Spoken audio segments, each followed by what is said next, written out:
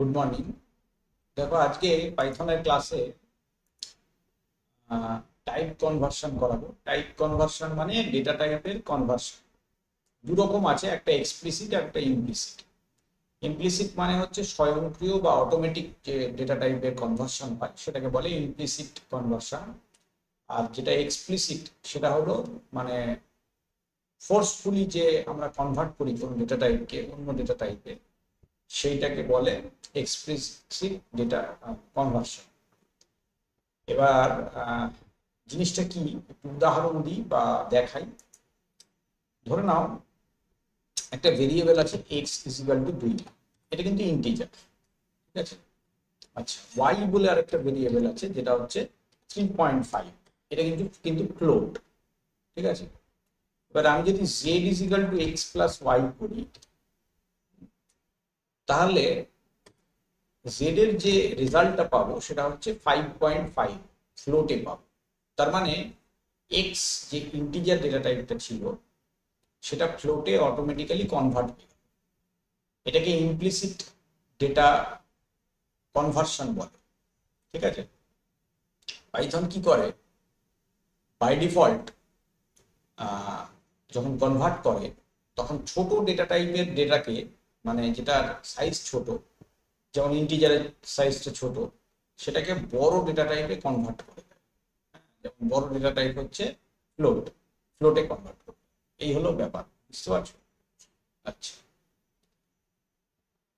তো এইরকম ভাবে আমরা ইমপ্লিসিট ডেটা টাইপের কনভার্সনটা ডাইনামিক্যালি কাজ করার সময় পেয়ে থাকি। এইবার কিছু কিছু ক্ষেত্রে ইমপ্লিসিট কনভার্সন হয় না, তখন আমাদের এক্সপ্লিসিট কনভার্সন ব্যবহার করতে হয়। যেমন ধরো এইবার আমি এখানে ডাব্লিউ বলে আরেকটা ভেরিয়েবল দিলাম, যেটার মধ্যে আমি একটা ভুল করে, ধরে নাও একটা ভ্যালু দিয়ে ফেললাম 7, কিন্তু এটা স্ট্রিং ডেটা দিয়ে ফেলেছি। এবার সমস্যাটা হলো, যখন আমি যোগফলটা বের করতে চাইছি এক্স আর ডাব্লিউ, ধরো আমি লিখলাম P is equal to X plus W, result পাবো না, কারণ হচ্ছে এক্সটা ইন্টিজার আর ডাব্লিউটা স্ট্রিং, পাবো না। দেখো কি হবে, এরর দেবে। কি এরর দিচ্ছে? Unsupported operant type, type error, মিলছে না টাইপ দুটো। তখন আমাকে এক্সপ্লিসিট টাইপ কনভার্সন করতে হবে। কিরকম ভাবে করবো? পি ইজিক্যাল টু এক্স তো ইন্টিজারই আছে, অসুবিধা নেই। এবার ডাব্লিউটাকে যদি আমি ইন্টিজারে কনভার্ট করে নিই, তাহলে কি হবে, আমি রেজাল্টটা পাবো, ওই দেখো যোগ হয়ে গেল। এবার আমি পি কে যদি প্রিন্ট করি, দেখো 9 পেয়ে গেলাম, 7 আর 2 9 হয়ে গেল। এইটাকে বলে এক্সপ্লিসিট টাইপ কনভার্সন। 3 রকম আছে, মানে স্বাভাবিক, একটা স্ট্রিং এ কনভার্ট করা যায়, একটা নাম্বারে কনভার্ট করা, ইন্টিজারে করা যায়, আর একটা ফ্লোটে করা যায়। ঠিক আছে, ঠিক আছে। তো এই একই রকম আমি আরেকটা এক্সাম্পল দিচ্ছি। ধরো এ ইজিক্যাল টু 2 আর বি ইজিক্যাল টু স্ট্রিং আছে 6.5, তাহলে সি ইজিক্যাল টু যখন যোগ করতে যাব তখন কি করতে হবে?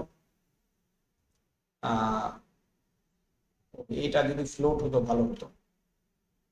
এনিওয়ে অসুবিধা নেই, আমি দুটোকেই ফ্লোট করে দিচ্ছি, ঠিক আছে। যেহেতু একটা ফ্লোট আছে, আমি দুটোকেই ফ্লোট করে দিচ্ছি। এই যে ব্র্যাকেট দিয়ে যে টাইপ কাস্টিংটা করছি, এইটাকে বলছি আমরা ইমপ্লিসিট এক্সপ্লিসিট ডেটা কনভার্সন। এই দেখো দুটো যোগফল আমি 8.5 পেয়ে গেলাম, বুঝতে পারলে? ধরে নাও এবার আমি চাইছি যে দুটো ডেটা আছে, যে দুটো ডেটাকে একটা মানে স্ট্রিং এর আকারে যোগ, তখন আমাকে স্ট্রিং এ কনভার্ট করতে হবে। কিরকম ভাবে করবো? ধরো একটা ডেটাতে আছে ডি ইজিক্যাল টু 3 আর ই ইজিক্যাল টু স্ট্রিং আছে, ধরে নাও এবিসি। এবার আমি ফাইনাল যে ডেটাটা চাইছি এফ এর মধ্যে, সেখানে সবটা স্ট্রিং এ চাইছি, দুটোকে যোগ করে স্ট্রিং এ চাইছি। কি করব? এসটিআর দিয়ে ব্র্যাকেটে করে দিলাম ডি। তাহলে ডিটা কি হয়ে গেল আমার? ডিটা হয়ে গেল একটা স্ট্রিং ডেটা। তখন আমি এটাকে যদি আবার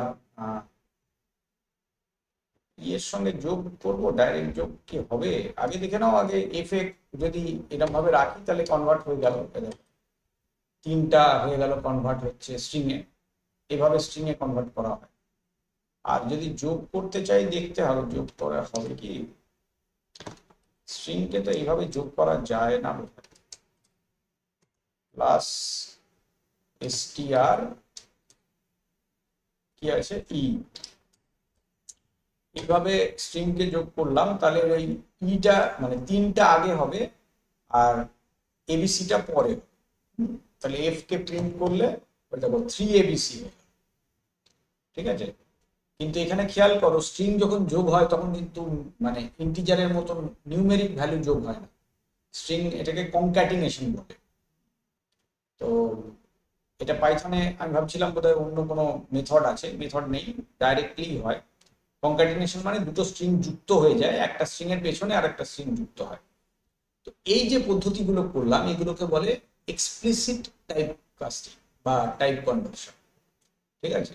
তো এই হলো আমাদের ইমপ্লিসিট আর এক্সপ্লিসিট টাইপ কনভার্সন, ঠিক আছে।